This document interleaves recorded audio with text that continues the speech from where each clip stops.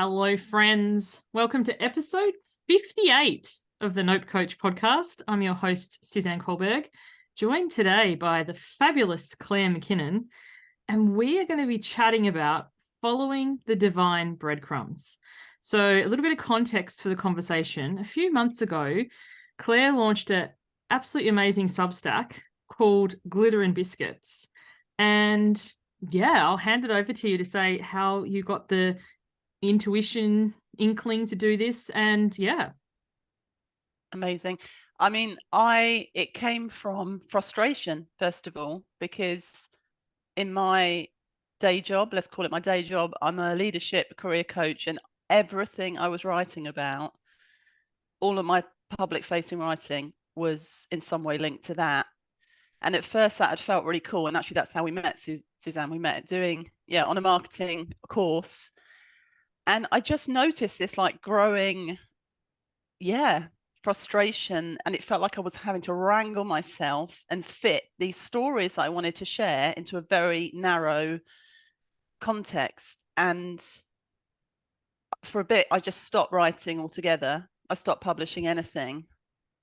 And it was literally one day I was on a walk and I kind of realized, well, you're making up all these rules about what you can and can't share. What if you had a place to play where you could write whatever the hell you wanted to write, tell the stories from your life, talk about the things that inspire you, and it actually have nothing to do with your business, kind of unniche, if you like release yourself from all of that.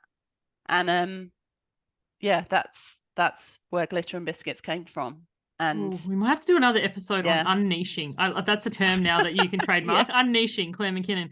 I love that because this is the story. Before we hit record, I said to Claire, I've got a story, but I'll wait till we're in episode. And she was like, oh, well, you didn't say, but I could tell. So this podcast, The Nope Coach, had been in the back of my mind for quite some time, but I never really thought I would do a solo show.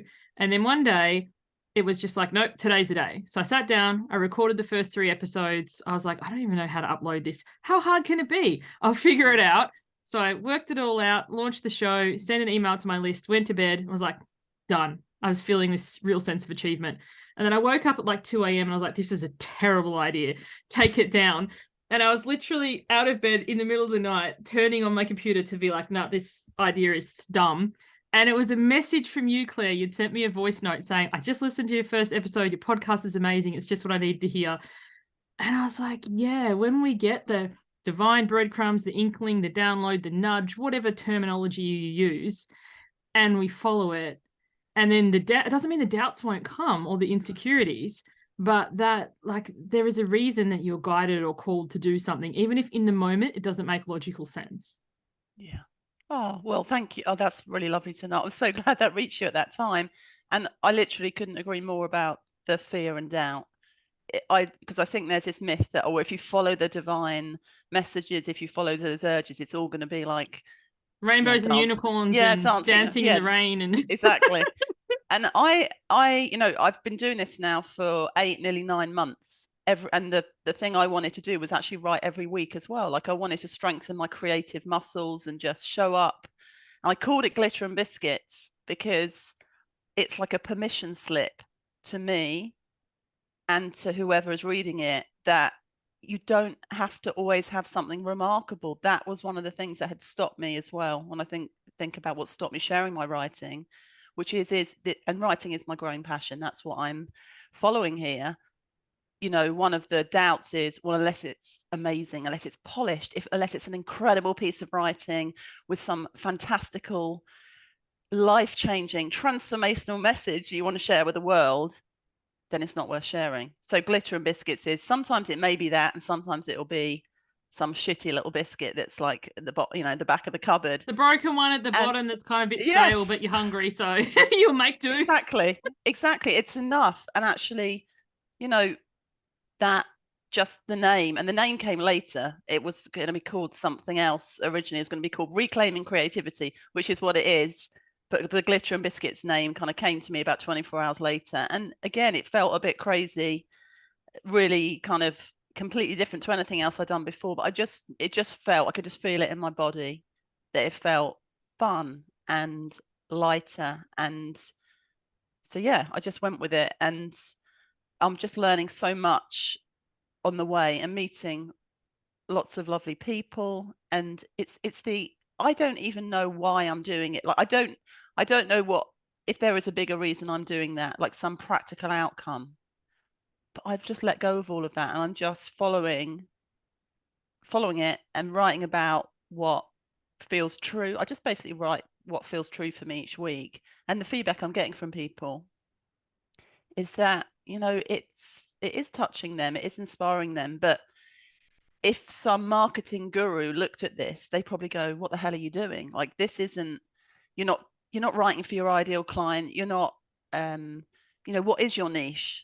But what are you trying to sell? What's the upsell? What's the yes. funnel? What's the thing? And I think so. Yeah. Here in Australia, we have this show called Married at First Sight. And originally, it's 10 years old now. In its debut seasons, it was actually about people legitimately finding a partner potentially. Like, let's connect people. And now it's all about who can get the biggest Instagram following and social media and how much can we escalate blow ups so that people will get clicks and likes and follows.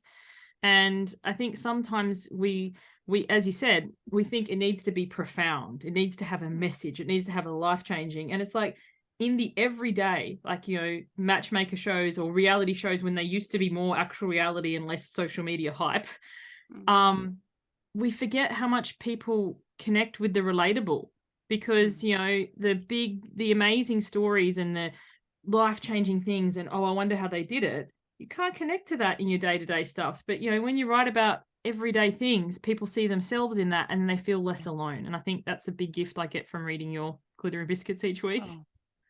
Yeah, and that, I think, I love everything you've just said there. And if in some way me following this urge inspires someone else to make something they want to make out of the ordinary, then that makes my heart feel full.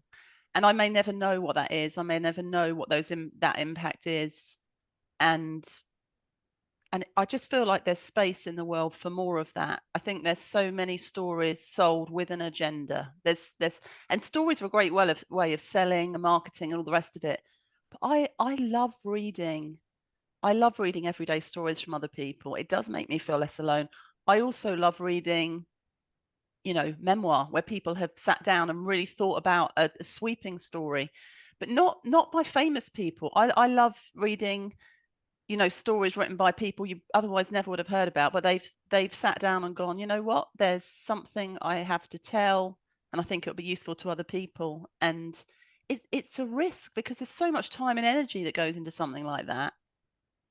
But I just think it's a gift. So in some small way, I feel like this is what's calling me, these different pieces. And it just feels very liberating, because I love that, liberation. And also too, if anyone listening is feeling called in some way to do your version of Glitter and Biscuits or your version of the Nope Coach podcast, the thing that doesn't necessarily make logical sense, and your family may be like, what is this? And if you're in business, your marketing coach or whatever might be like, what is that? Like, but you feel called to it, trust that it will unfold as it goes. And you, as you said, you may not ever know all the people it touches. I remember I did a one-off session with a person last year who'd written a book for her business, as many of us do, write a book for positioning, but she didn't love it. She hadn't published it. She was like, I don't even want to read it. And I wrote it. She's like, I know it gives me cred and I'm officially an author and all this. And I was like, what do you want to write? I remember her telling me all about the book she wanted to write. I'm like, well, why don't you write that? And she's like, oh, well, it's not saleable and there's no call to action and there's no program at the end and whatever.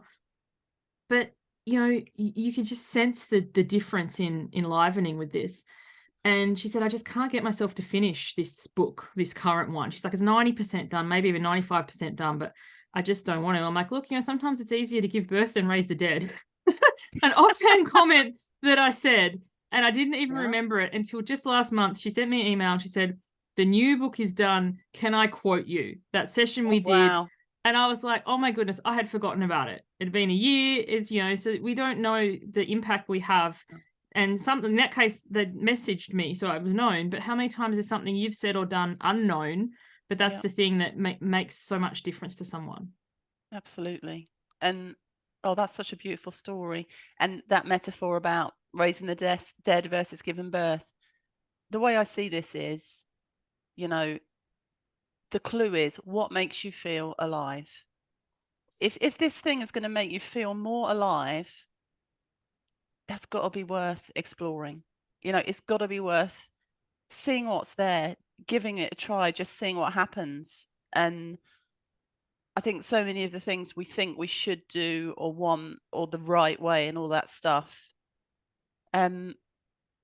yes, it might get to some outcome, but if we feel less alive as we do it, and at the end of it, what's the point? You know, yeah, what did you do it for? Like you can, what do they call it? The fool's gold moment. You get the things. Like I've had the contract, or I've had the sponsorship, or I've reached the income goal or whatever, but it's empty. It's not what I thought. What I thought I'd feel. And then that isn't tied to a dollar amount or a number of likes or whatever. That's an internal thing. And I think that's so much of what Glitter and Biscuits Following the Divide Breadcrumbs encompasses. Yeah. So Claire, if people are like, oh my goodness, I need more Claire in your life, and they should, what do you do? Where can they find you? How can they get their taste? Well, you can so find much things you can do with this name. Yeah, it's true. There are an abundance of metaphors, and I do love a mixed metaphor. So you can find me on Substack. So substack.com. That's the easiest way to find me. And then just search Glitter and Biscuits. That's the name of my Substack. And there's so many beautiful writers on there.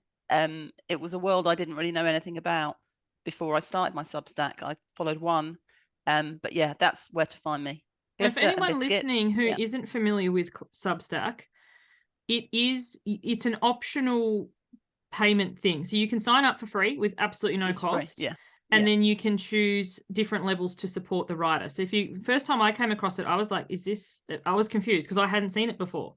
But then I was like, you have that option. So I love that. And how do you spell your name, Claire? Just for people, if they're looking it up on Substack, because Claire there's a couple spellings.